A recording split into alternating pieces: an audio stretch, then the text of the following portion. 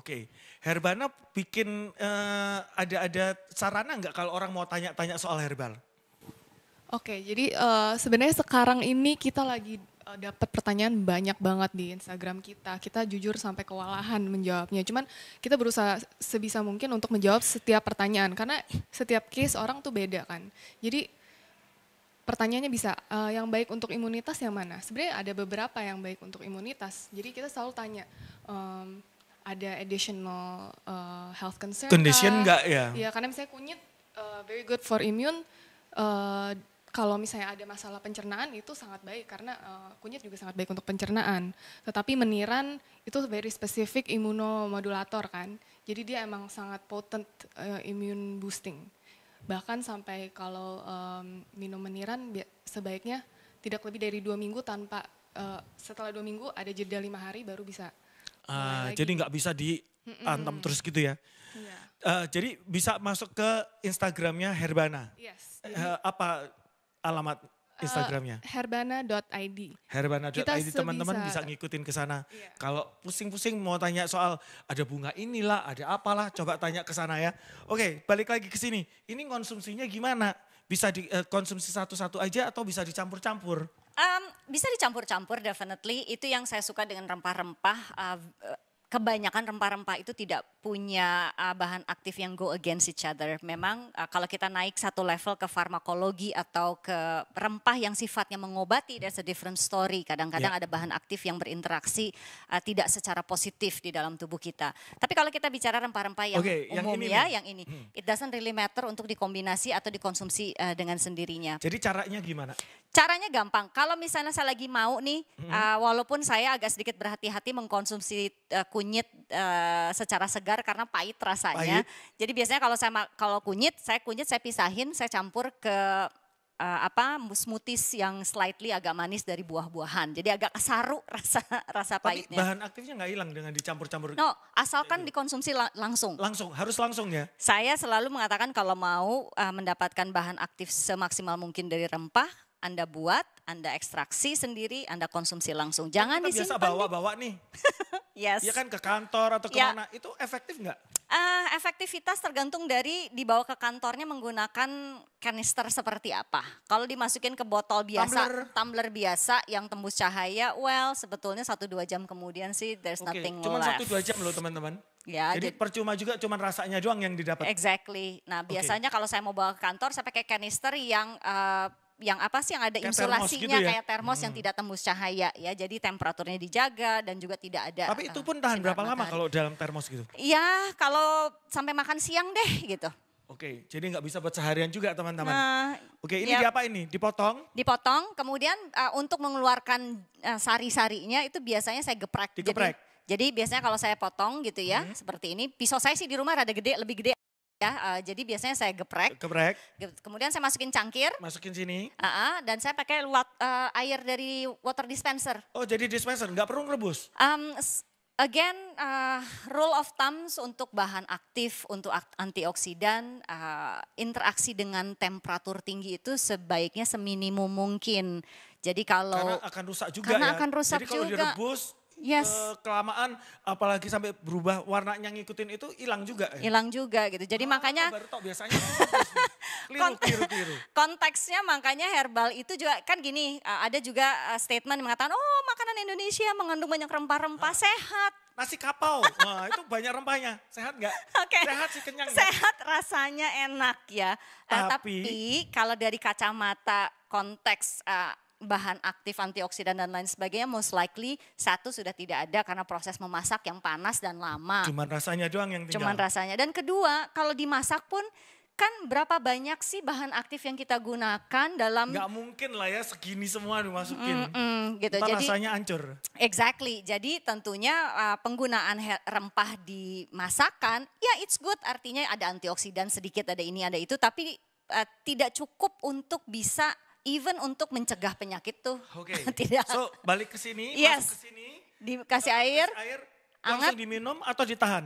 Saya biasanya kasih air, kemudian saya aduk 4 menit maksimum. Kenapa 4 menit? Dalam waktu 4 menit ekstraksi yang keluar tuh sudah lumayan, apalagi kalau kita geprek gitu ya. Nah lebih dari itu sekali lagi kita harus memperhitungkan exposure terhadap cahaya, exposure terhadap oksigen, kemudian proses perusakan antioksidannya. So rule of thumb-nya saya sama seperti saya kalau buat kopi sendiri 4 menit diseduh, kemudian itu saya minum. 2 menit cukup nggak? Kalau 2 menit masih ada yang belum keluar, jadi sayang. Jadi 4 menit teman-teman, 4 menit. Untuk minum mendapatkan ekstraksi yang maksimum di sini. Yes. Oke, setelah itu kan sayang nih, Ya. masih ada di dalam sini nih. Bisa aku pakai lagi nggak? Bisa sih hanya untuk dapat aromanya, tapi kalau Tidak dapat. Jadi kalau mau bikin lagi, ambil yang ya, baru. ambil lagi yang baru. Oke. Kalau itu cuman single aja. Yes. Kalau saya mau campur-campur gimana nyampurnya? Sama aja, jadi kalau saya campur ya ini tinggal saya campur jahe dengan kunyit. Kunyitnya dilakukan yang sama, Dikeprek. saya geprek juga, saya masukin. Tapi Masukin. biasanya kalau pakai kunyit, saya akan masukin madu sedikit. Madu, oke. Karena rasanya pahit. Tapi Ya. kalau jahe aja, I'm fine dengan minum jahe as Serai it is. masuk juga nggak? Saya jarang sih nyeduh sereh ya. Sereh itu karena biasanya kalau saya menyeduh sesuatu itu karena saya mau menaikkan imun sistem, saya ingin antiinflamasinya. Nah karena sereh ini fokusnya cuman memperbaiki pencernaan, I don't do it too often. Jadi gimana nih? Biasanya teh serai kalau dikeprek pakai teh masih efektif? Masih efektif. Nah kebanyakan teh sereh itu kadang-kadang di restoran itu cuman dibersihin serehnya, kemudian dimasukin gitu seperti untuk ngaduk aja gitu ya. Well, there's nothing in it gitu. Gantinya sendok tuh ya jadinya. Cuman berasa minum teh Sayang, serai iya. gitu ya. Oh oke. Yes. Nah nanti kita akan praktekkan ya. Yes. Aku pengen nyobain di resepin tadi kan digituin. Cuman sekarang kita mau tanya tipsnya. Ya. Tadi udah banyak dapat tips dari ini. Tipsnya kalau kita mau yang convenient aja ya nggak repot-repot. Tadi kan ada pertanyaan-pertanyaan tuh ya. Yes. Tapi pertanyaan apa sih yang harus kita ngeliat dari botolnya atau ini kan kita nggak mungkin langsung tanya sama Jess setiap kali ya. Cuman kalau dari sini Rule apa of yang mesti thumbs-nya gitu ya yang kita apa yang lihat. mesti dilihat dari kemasannya ini? Oke. Pertama Informasi sih, apa? yang pertama kan yang tadi saya katakan prosesnya dulu memang harus ditanya sih. Ya. Saya biasanya bertanya ini proses ekstraksinya seperti Cuman apa. nggak kelihatan di kemasannya. Biasanya tidak ada di sini. Ya. Kita baru dapat informasi itu kalau kita mengakses si perusahaannya Tapi sendiri. kalau kita baca labelnya nih, Ya, mungkin Bu Emil bisa ngambil yang gede itu. yes. Di sini kan ada cara pemakaiannya ya. Ini yang powder ya. Yang Ini powder. Oh, oke Oh, oke. oke. kapsul. Itu yang kapsul ya. Ada dua nih ya, ada yang Yes, powder dan yang yes. kapsul. Oke, yang kapsul Yes. di sini. Di sini ada komposisi ya. Jadi kita lihat komposisinya nih di sini. Ini ada serving, jadi minumnya harus 2 kapsul. Kalau saya minum 1 kapsul aja oke nggak? Cuman kurang efektif. Potennya efikasinya akan berkurang aja. Akan berkurang aja. Karena pasti disarankan 2 kapsul karena memang Sudah jumlah ditimbang bahan ya? aktifnya 2 kapsul itulah yang ideal. Oke. Ini disimpan di tempat yang kering, jadi berarti ini nggak usah masuk ke kulkas. Nggak harus masuk ke kulkas, cuman emang sebaiknya menghindari tempat yang humid. Oke. Yes. Dan kita juga, Tapi kalau dimasukin kulkas oke. Lebih Nggak bagus apa-apa. sih sebetulnya. ya maksudnya kulkas sih oke, Oke. cuman nggak harus. Sekalian rapi di dalam kulkas juga. OCD Oke, ya. OCD. Botol kita udah pakai botol ember. Oke. Jadi, Jadi kelebihannya itu perhatiin botolnya. Kalau bening-bening aja sama yang ini mendingan yang ini ya. Saya terus terang kalau untuk produk herbal atau produk-produk yang mempunyai bahan aktif seperti antioksidan dan lain sebagainya, yang pertama saya lihat adalah botolnya. Jadi pertama saya ketemu Herbana, sebetulnya yang catch my attention adalah botolnya. Jadi orang ini benar-benar ngerti cara nyimpennya ya. Exactly.